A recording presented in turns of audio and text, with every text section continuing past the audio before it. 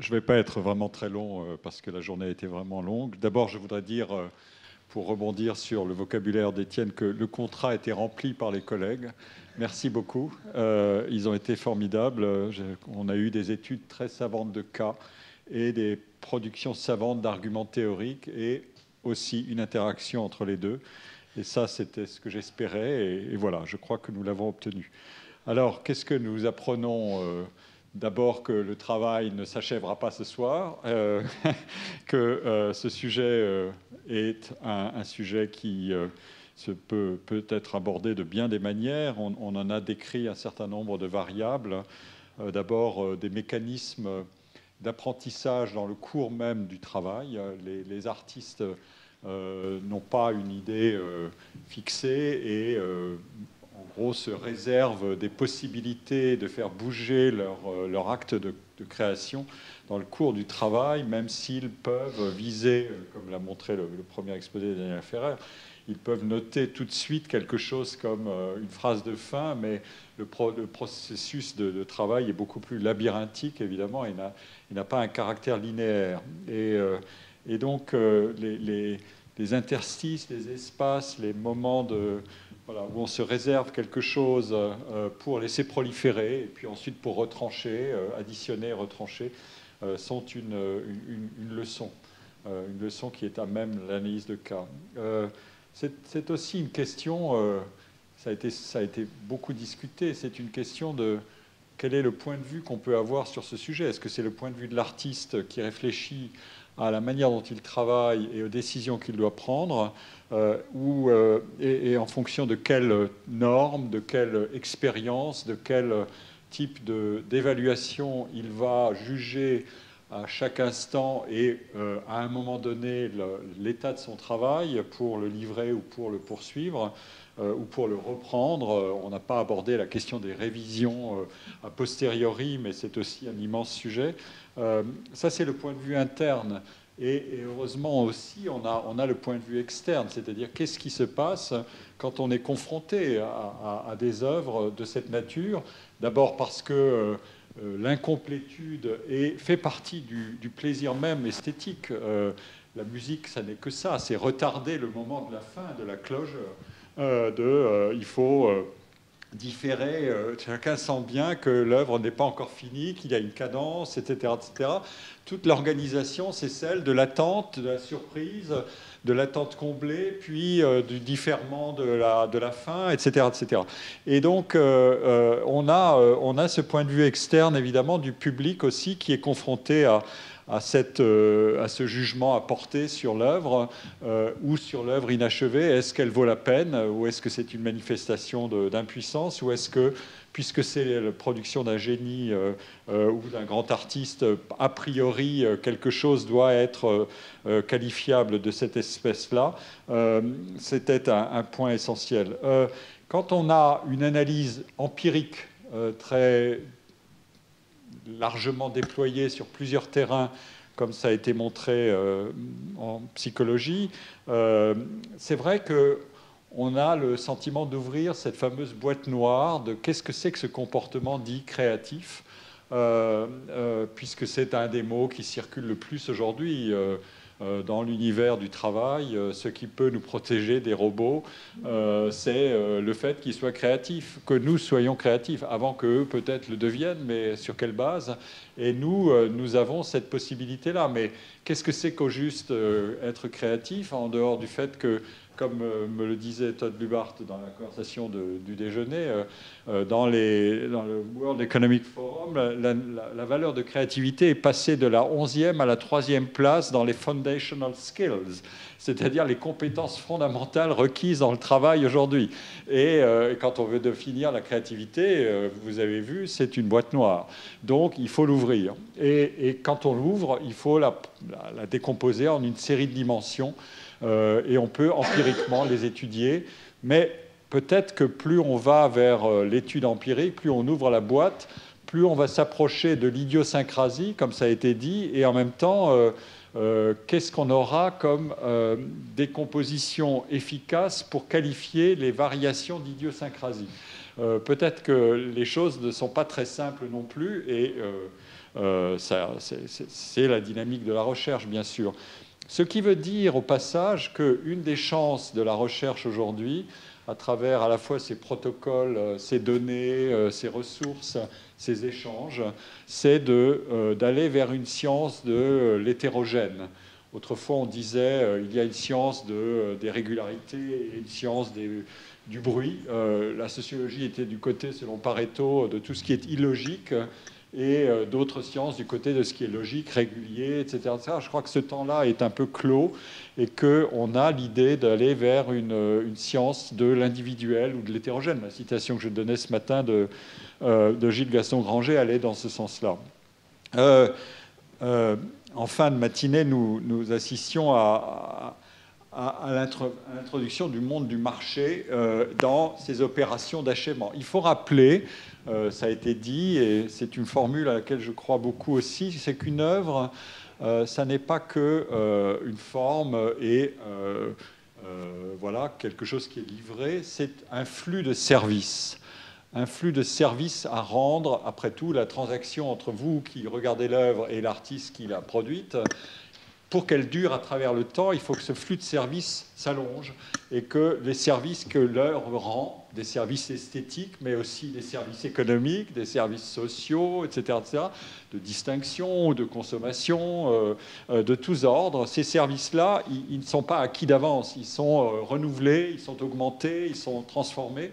Et nous avons vu à travers Orson Welles que, d'une certaine manière, on peut transformer une économie d'effective des œuvres qui ne sont pas achevées en une économie de services rendus à Orson Welles pour le maintenir vivant et garder l'énigme en quelque sorte vivante, mais à travers des complexités que peut-être Orson Welles, malgré son goût du paradoxe du chaos producteur, n'avait pas prévu lui-même.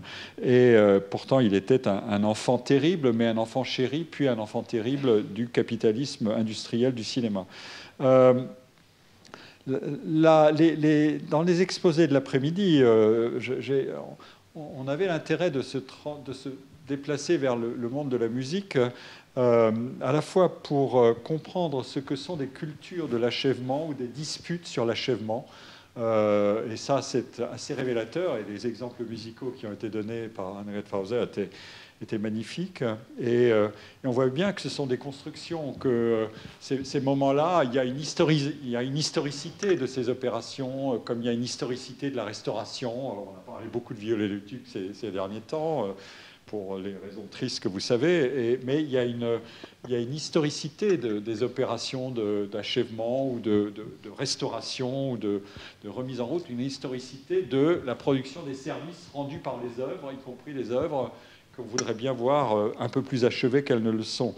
Et dans l'exposé qui a été donné sur Messiaen par Yves Ballmer, évidemment, là, on était dans l'univers intérieur. On n'était plus dans le contexte. On était dans l'univers intérieur de l'artiste. Et en quelque sorte, le monde venait dans lui. Le monde venait en lui. Il convoquait le monde.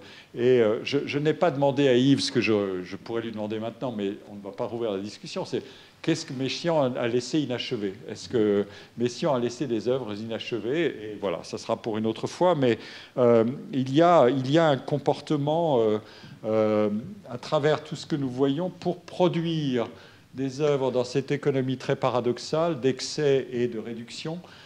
Il faut être prédateur, il faut être en quelque sorte il faut se comporter en prélevant et en réutilisant, en recombinant, en surexploitant tout ce qui existe, à la fois comme modèle et comme repoussoir. Mais on ne peut pas ne pas être dans les deux forces en même temps.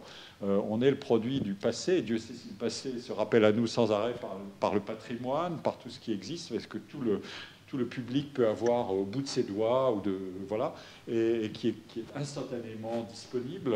Vous pouvez avoir les totalités des tableaux de tous les musées du monde sur Internet, vous vous rendez compte. Et donc, un artiste sait ça, et en même temps, il a l'ambition d'être différent. Et comment fait-on tout ça? Et donc, le passé est une ressource et en même temps un repoussoir. Et il faut arriver à jouer avec tout ça. Ça veut dire que le travail est difficile. et que les formules, chacun cherche une formule, et les formules peuvent échouer ou les formules peuvent produire. Et il y a même des chercheurs pour déchiffrer les formules. Et puis, avec les cas de l'édition et du travail de mise en forme des œuvres monstrueuses, notamment vers leur fin, ça, c'est une manière aussi de décomposer la séquence des carrières créatrices en plusieurs moments. Et quand les choses s'effondrent vers leur fin, comme ça a été montré par Jacques Lerider sur Nietzsche et Musil, évidemment, il se met en place toute une formidable machine du regret ou du contrefactuel. Ah, mais si l'artiste avait continué dans une trajectoire de production qui nous laissait espérer la grande œuvre ou bien une sorte d'apothéose de la construction, comment est-ce que ça aurait été? Et donc, cette espèce de... C'est à la fois... Le contrefactuel est un puissant instrument du regret, c'est-à-dire... ah, mais si, qu'est-ce qui se serait passé si? Et en même temps, c'est le ressort de l'énigme. C'est un grand esprit ne peut pas défaillir fondamentalement. Il nous a laissé tellement de choses qu'il ne peut pas ne pas y avoir des trésors extraordinaires dans quelque chose qui nous est laissé à l'état proliférant de cette espèce-là. Et c'est vrai que les attitudes peuvent avoir un caractère extraordinairement arbitraire à l'égard de ça. Les éditeurs... on peut passer de faisons au mieux et livrons tout parce que nous ne pouvons pas faire au mieux, nous ne pouvons pas nous substituer à l'artiste, nous voyons que aux créateurs, nous voyons que ceux qui ont voulu le faire en éditant pauvrement ou misérablement de manière tronquée ont été infidèles, et donc faisons mieux, mais en faisant mieux, on peut faire aussi moins bien parce qu'on rend l'œuvre plus disponible et en même temps moins lisible. Donc tout ça, ce sont des arbitrages extraordinairement complexes et qui n'ont pas de solution simple. Il n'y a pas de stabilité dans ce système-là. Il y a un jeu. Et le flux de services dont je parlais, il fonctionne là aussi. Et puis, ensuite, avec le cas que j'aime beaucoup de Rodin et qu'a traité Antoinette Lenormand-Romain, on voit bien qu'on sollicite sans arrêt la dimension à la fois presque naturalisante de l'activité, le caractère presque tranquille d'un comportement qui, pour le coup, n'est plus soumis au jeu des marchés, des choses comme ça. Une fois qu'on atteint une certaine réputation, on peut bousculer les critères et prendre sa liberté. Et après tout, la création et la réussite, c'est aussi l'augmentation de la liberté d'agir. Et la liberté d'agir, c'est la liberté de ce que j'appelais le sic iubeo, je décide que c'est comme ça. Et c'est une des caractéristiques classiques des créateurs, de dire, voilà, c'est ainsi. Après tout, quand Duchamp a dit cette roue de bicyclette, c'est une œuvre d'art, il a dit sic iubeo, voilà, c'est moi qui décide et c'est moi qui juge que c'est comme ça. Suivez-moi si vous voulez. Et dans le cas de Rodin, évidemment, il joue sur d'autres variables, Dieu sait, mais avec un univers et aussi, on pourrait développer aussi ce qu'on peut appeler cette atmosphère d'interprétation. Il faut bien que Cyril que dit, mais cette main qui est un abatis est disponible comme un module pour être associé à un bras, etc. Cette main, c'est peut-être la main de Dieu. Il faut bien que, et Rodin dit oui, pourquoi pas. Voilà, c'est une production d'interprétation. Donc, on a là des éléments évidemment de contexte aussi. Et puis, Étienne, pour finir, nous a rappelé que il y a des régimes de création où les valeurs dont nous traitions aujourd'hui sont variables. Ce qui est le travail doit avoir un caractère organique de complétude. C'est même ça qui donne au travail une grande valeur, c'est de pouvoir suivre un arc de réalisation du début à la fin. Et ce qui n'est pas fini dans un monde normal, quelque chose qui n'est pas fini est une chose qui ne va pas du tout. Vous n'avez pas fini votre tâche, ce projet est inachevé. Dans un monde de travail normal, qui n'est pas un travail créateur, vous êtes sanctionné. Voilà. Dans un monde de travail de création, évidemment, on y va autrement, parce que cette économie de la production, aussi par excès et par invention originale et différenciante, n'obéit pas du tout au même principe. Mais ce qui bouge, et ça je le vois à travers un certain nombre d'exemples qu'on a traités. On a traité de beaucoup de cas où les noms des créateurs étaient des noms illustre. Et on a touché à un moment donné le problème du biais de sélection pour étudier le cas de la création. Et il y a ce biais de sélection qui fait qu'on ne sait pas, après tout, un créateur qui n'a pas réussi à émerger, à acquérir une grande réputation, est-ce que son système de travail était mauvais? Il n'a pas su manier toutes ces variables dont on nous a présenté avec Todd Lubart les interactions complexes. Et eh bien non, il n'y a pas que ça. Il y a aussi cette attitude qu'on peut avoir, mais qui est indexée sur, encore une fois, la mise en énigme de la réussite plus ou moins grande de quelqu'un qui a déjà réussi des choses extraordinaires. Quelqu'un qui n'aurait fait que des œuvres inachevées, je pense, n'aurait pas été très loin parce qu'il n'aurait pas franchi les 2 ou 3 étapes nécessaires pour acquérir du crédit.